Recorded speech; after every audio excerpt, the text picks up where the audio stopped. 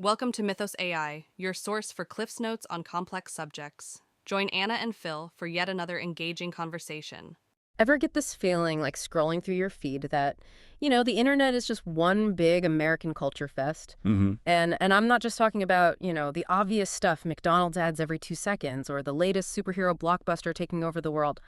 I'm talking about something deeper. Yeah. Yeah, it's a fascinating observation. And you're definitely not alone in noticing it. It's Right. like there's this invisible cultural code Yeah. kind of shaping our whole digital world, often in ways we don't even realize. Exactly. So for today's deep dive, we are tackling this head on. You asked us, is everything online just, well, America? Hmm. And we're going beyond just the obvious, American companies, American products. We're talking about how American values themselves are kind of baked into the very architecture of the internet itself. It is fascinating, isn't it? Because it's not about like pointing fingers or anything. It's Yeah. just about understanding how these subtle influences of culture, can actually shape technology. Right. Even one as global as the internet. Yeah. Think about it. Even before we had the internet, America had this real knack for exporting its culture. Oh, you're telling me. I mean, you've got Casablanca, a movie that's like a love letter to America, despite, literally being set in Morocco. Exactly. And what about those classic Western films? Oh, yeah, I yeah. mean, they weren't just entertainment, were they? Not at all. No, no.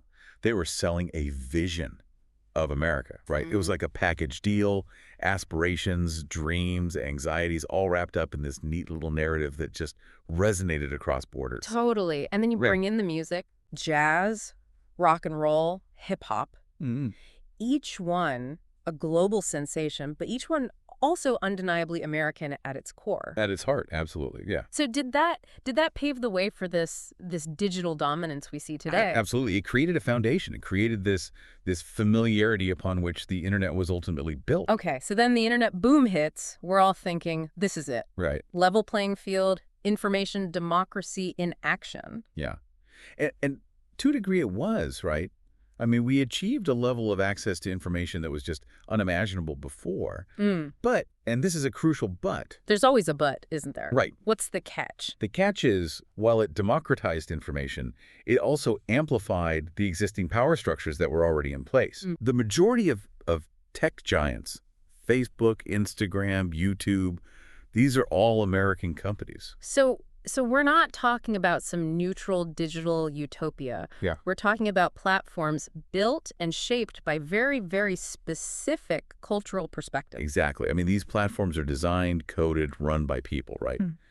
And those people, consciously or unconsciously, they bring their own cultural assumptions and biases to the table. Yeah, yeah. And nowhere is this more evident than in algorithms. Okay, algorithms, everyone's always throwing that word around, but frankly, they still sound kind of like a magic trick to me. They're everywhere online, shaping our experience.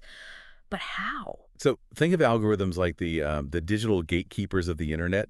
They're the ones deciding what we see, what we don't see, how it's all presented to us. And they're constantly learning from our online behavior, from our every interaction. Oh, no, so I'm training them right now just by listening to this. In a way, yeah. Wow. Every click, every share, that's all data. Okay. And this data is what these algorithms use to learn about us, about our preferences, about what keeps us engaged. So they just keep feeding us more of the same, even if it's not necessarily the most, shall we say, well-rounded selection of content? That's the gist of it. Yeah. It creates what we call these echo chambers, where you're mostly exposed to information that already aligns with your existing biases. And it can really limit exposure to diverse viewpoints. And here's where the cultural aspect really kicks in. Algorithms are ultimately created by people, by engineers, by data scientists, who, even with the best intentions, bring their own inherent biases to the table. So a platform could be promoting, diversity and inclusion on the surface, but the very way it's designed, the very algorithms it uses could be undermining that message. Yeah. That's kind of unsettling. Could you give me an example of how that might actually look in the real world? Absolutely. Right. Let's say you're interested in, learning about a particular political issue. Okay. An algorithm, based on your past behavior, your data points, might primarily feed you articles or opinions that, already align with your own. So it's almost like building a house. Yeah. You might not consciously want it to look like every other house on the block. Yeah. But if everyone's using the same blueprints and materials, chances are you're going to end up with something pretty similar. Exactly. So the internet might be using the same blueprint, one based on a particular set of, say, American values. And those values end up shaping everyone's experience, even if they're not consciously aware of it. I think that's a great way to put it. And it's not just about what content gets created. Right. It's about what gets seen, what gets shared, what gets amplified. The more we interact with content that reinforces those values, the more the algorithms think, okay, this is what people want, let's give them more of it. Yeah. Creating that echo chamber effect you mentioned earlier. So it becomes this self-fulfilling prophecy. Yeah. You start seeing what you already agree with and less of anything that might challenge your views. I mean, we've all been there, right? Are we talking about those filter bubbles that everyone's always warning us about? Exactly. And it can be even more subtle than that. Let's say you're scrolling through social media and you see a beauty filter that's designed to, make your skin look flawless, your eyes bigger, your nose smaller. Oh, yeah. Have you ever stopped to think about what standard of beauty those filters are actually promoting? Wow. I never even thought about it that way. But yeah, now that you mention it. Right. It often reinforces, Western beauty standards, even if unintentionally. It's a very subtle way of normalizing a very specific ideal that might not be universal. Yeah, that's a bit unsettling when you really think about the scale of it all. Yeah. Or consider AI-generated music. Oh. Even if the program itself isn't intentionally designed to, favor a particular genre, it's still pulling from a data set that's likely skewed towards certain sounds and styles. Right. So it all comes back to the data. If the data itself is biased, then the technology that's built on that data will inherit those biases, right? Exactly, yeah. Is there any way to break free from this loop?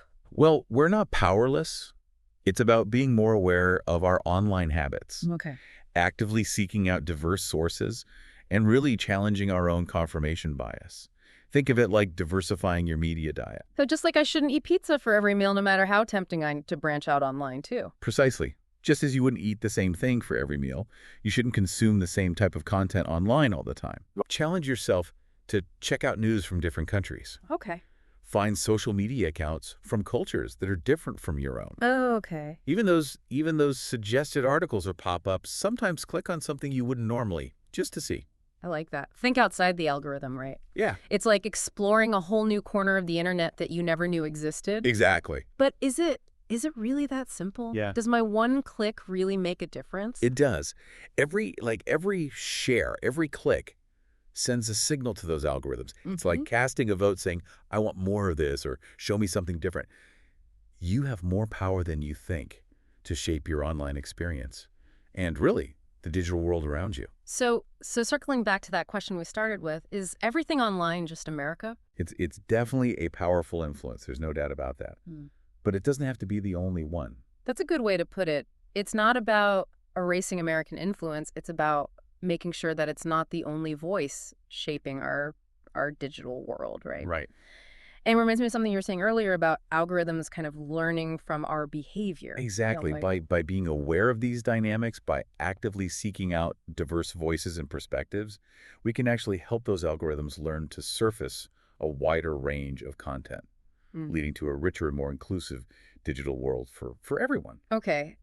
So what can we do as individuals? I mean, it's easy to feel kind of overwhelmed, right? Like our choices don't really matter in the grand scheme of things. Sure. It all starts with small, conscious choices, being mindful of what you're consuming online and going beyond your usual sources. Yeah. Seek out content from creators from different backgrounds, different countries, different walks of life. You mean like actually subscribing to those channels, following those creators, like putting my money where my mouth is? Precisely. Engage in conversations, even when they're difficult, even when they challenge your existing viewpoints. Right. Be open to learning from perspectives that are different from your own. So it's about actively expanding our own little online bubbles, those echo chambers we were talking about. Exactly. The internet has this incredible potential, Right. It could be this melting pot of ideas and cultures, this amazing space where we can learn from each other, grow together. Yeah. But it takes a conscious effort from all of us to really make that happen. Yeah. It's not just about passively consuming whatever's put in front of us. It's about actually shaping the kind of digital world that we want to be a part of. Exactly. We're not expected to be perfect, though, are we? I mean, no one can be a perfectly informed citizen of the internet. Absolutely not. It's not about being perfect. It's about being mindful. Yeah. None of us are going to get it right all the time, but if we're all at least making a conscious effort to be more inclusive, more mindful of our online behavior, those small changes, they really can add up to something significant. It's like we're all contributing to this massive digital tapestry, and the more diverse the threads, the more vibrant and the more interesting that final result is going to be. I love that analogy. Yeah. It really encapsulates the interconnected nature of the internet and the power we all have to shape it collectively. So for anyone listening who's maybe feeling a little overwhelmed or like their choices don't really matter, just remember, you have a lot more power than you think.